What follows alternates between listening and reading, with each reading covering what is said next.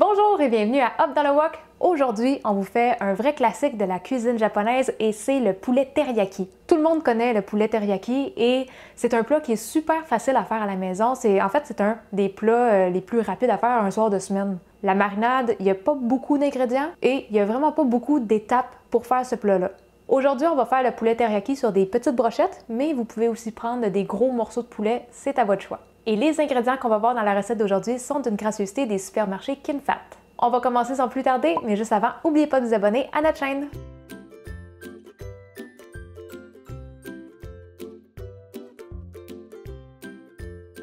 Le poulet qu'on va prendre aujourd'hui, ça va être 350 g de haute cuisse désossée. Et moi, je prends des hautes cuisses parce que la viande est beaucoup plus tendre. Si on y va avec des poitrines, ça va fonctionner, mais il faut qu'on fasse attention à la cuisson pour ne pas surcuire parce que ça peut rapidement devenir trop sec. Pour nos hautes cuisses désossées, on va juste enlever le gras en premier et après ça, on va couper en tout petits morceaux. Ça va être des morceaux d'environ 2 cm. Une fois que tout notre poulet est coupé, on va mettre ça de côté et on va préparer la marinade. Le premier ingrédient de la marinade, ça va être une cuillère à thé et demie de gingembre et moi je vais le couper avec un microplane, vraiment pour que ça soit ultra bien haché. Ensuite, on va mettre 3 cuillères à table et demie de sauce soya et je prends la sauce soya Kikkoman qui est une sauce soya japonaise. Elle a vraiment un goût particulier cette sauce soya-là, je vous conseille vraiment de prendre celle-là. Si vous y allez avec une autre sauce soya, vous n'aurez pas le petit goût japonais classique de la recette. Le prochain ingrédient, ça va être 3 cuillères à table de saké. Et le saké, c'est un des seuls ingrédients qu'on ne retrouve pas au KimFat. Celui-là, je l'ai pris à la SAQ. Donc, si vous cherchez beaucoup, c'est normal que vous ne le trouvez pas à l'épicerie. C'est vraiment du saké qu'on peut boire directement comme ça. On continue avec 2 cuillères à table et demie de mirin.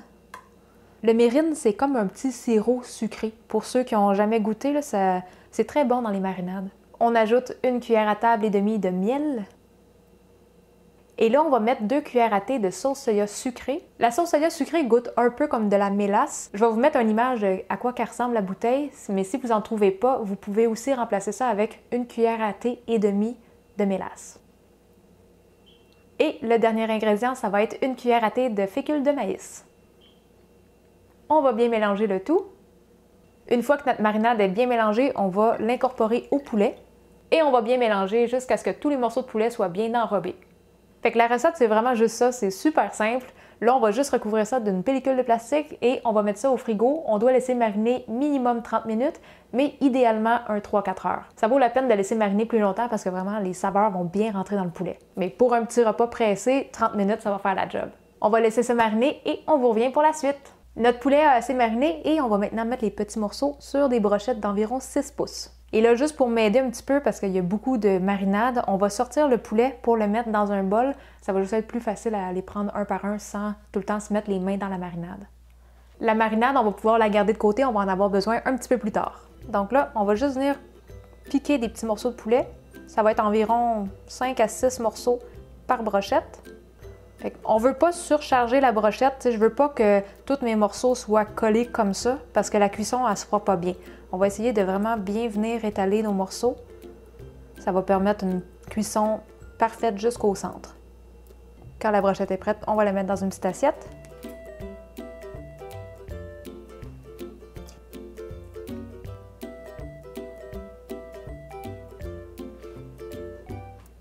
Nos petites brochettes sont prêtes, on peut maintenant commencer à les faire cuire. Donc, on va avoir la marinade pas loin parce qu'on va avoir besoin de l'intégrer quand nos brochettes vont être à moitié cuites. Et là, il y a 2 étapes à la cuisson. On va commencer par faire griller le poulet et ensuite, on va amener la marinade. Et on ne veut pas amener la marinade dès le début parce qu'en ayant de la sauce, le poulet va juste jamais griller. Donc, on va allumer ça à feu moyen élevé. Sur 10 niveaux, je le mets à 6. On va mettre un petit peu d'huile, environ 1 cuillère à table. Et moi, j'aime bien venir étendre l'huile pour qu'elle soit vraiment bien étendue partout égale. On met toutes les brochettes et on va venir les étendre.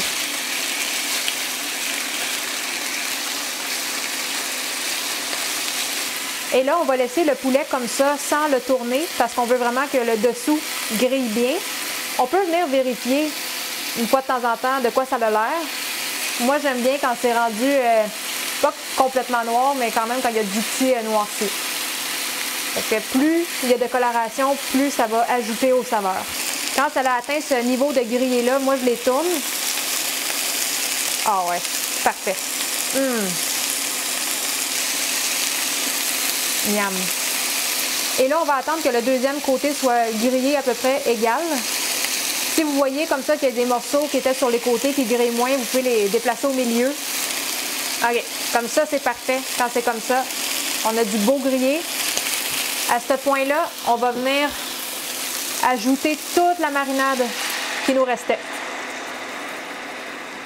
Et là, on va laisser bouillir la marinade comme ça. Le poulet va continuer de cuire parce que là, il était pas mal à moitié cuit. Et vous allez voir, quand on laisse mijoter la sauce comme ça, elle va tranquillement réduire, puis elle va vraiment venir bien s'enrober sur les morceaux de poulet. Et là, il faut juste faire attention pour pas trop la réduire parce qu'on veut pas qu'il y ait presque plus de sauce à la fin puis que ça soit comme une pâte élastique. Ça serait trop réduit. On veut que ce soit encore une sauce qui coule. Une fois de temps en temps, on peut venir déplacer les morceaux de poulet pour bien uniformiser la cuisson. Et là, depuis le début, je n'ai pas changé la température. Je suis encore à moyen élevé. Je suis encore à niveau 6 sur 10.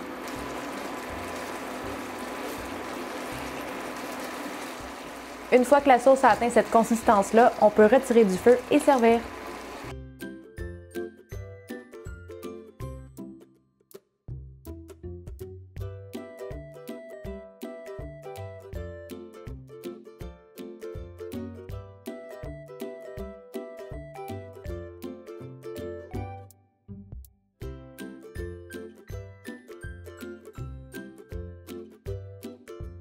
Regardez-moi ça, la belle petite assiette que ça fait. Et en plus, il vous reste plein de bonnes petites sauces que vous pouvez soit rajouter sur le poulet ou mettre dans le riz. Et d'ailleurs, c'est ce que je vais faire. Je vais en mettre un petit peu dans le riz. On va commencer avec une petite brochette. Ça, là, c'est un bon poulet teriyaki. Tellement simple à faire, puis tellement plein de saveurs. Trop bon. Je vais juste prendre une bouchée de riz avec la petite sauce. Tout est bon. Tu ne manges pas direct sur le bâton. Non.